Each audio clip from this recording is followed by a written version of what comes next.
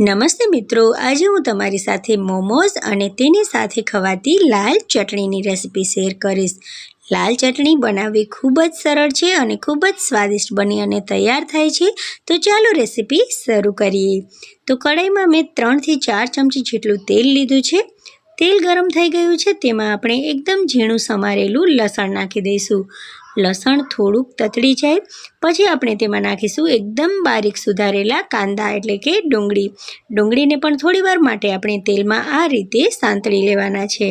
પછી તેમાં આપણે ગાજર નાખીશું। ગાજરને મેં એકદમ અહીંયા બારીક સુધારી લીધું છે।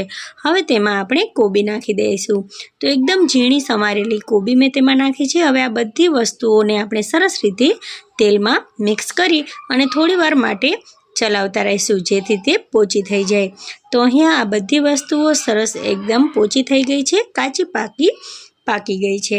હવે તેમાં આપણે 1 ચમચી જેટલું કાળા મરીનો પાવડર નાખીશું, સાથે સાથે સિંધાલું મીઠું અને તેમાં 1 થી 1.5 ચમચી જેટલો તેમાં ડાર્ક સોયા સોસ નાખી દઈશું। હવે આ બધી વસ્તુઓને આપણે સરસ રીતે મિક્સ કરી લઈશું। તો અહીંયા તમે જોઈ શકો છો કે એકદમ સરસ મજાનું આપણું મોમોઝનું ફિલિંગ બની અને તૈયાર થઈ ગયું છે। હવે આપણે બનાવીએ લાલ ચટણી। તો આ માટે મિક્સી જારમાં મેં 10 થી 15 જેટલી લસણની કળીઓ લીધી છે અને તેમાં આપણે 4 બાફેલા ટમેટાં નાખેલા છે। ટમેટાની છાલ પાડી લીધી છે।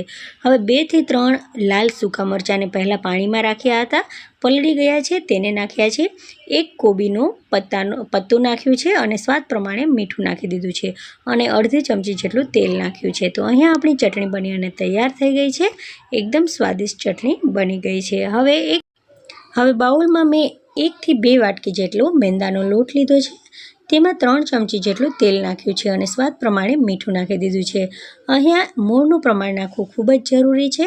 તો મુઠ્ઠીઓ બંધાય તે રીતે આપણે મોળ નાખવાનું છે। મોળ સરસ રીતે મિક્સ થઈ ગયું છે। હવે પાણી નાખી અને બહુ કઠણ પણ નહીં અને બહુ ઢીલો પણ નહીં તેવો લોટ બાંધી અને તૈયાર કરી લઈએ। આ લોટને ખૂબ જ મસળવાનો છે। મસળવાથી લોટ એકદમ વ્હાઈટ થઈ જશે, તેનો કલર એકદમ વ્હાઈટ થઈ જશે અને એકદમ ચીકણો લોટ બની અને તૈયાર થશે। હવે થોડોક લોટનો પોર્શન લઈ અને આ રીતે આપણે નાની નાની પૂરીઓ વણી અને તૈયાર કરવાની છે।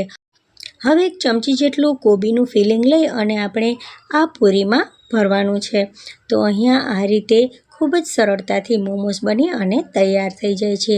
આપણે આ રીતે કિનારીઓ પકડી અને તેને વાળતા જઈશું।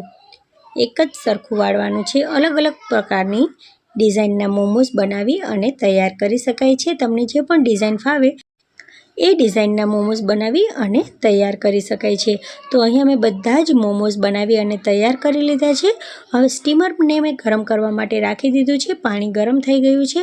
બધા જ મોમોઝ આપણે સ્ટીમરમાં 15 થી 20 મિનિટ માટે બફાવા માટે રાખી દઈશું।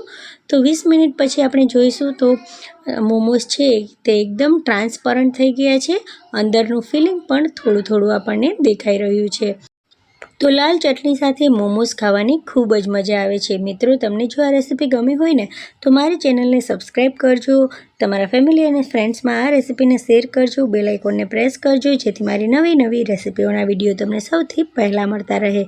Thank you for watching. મળીએ નવી રેસીપી સાથે, ત્યાં સુધી બાય, ટેક કેર, જય હિન્દ।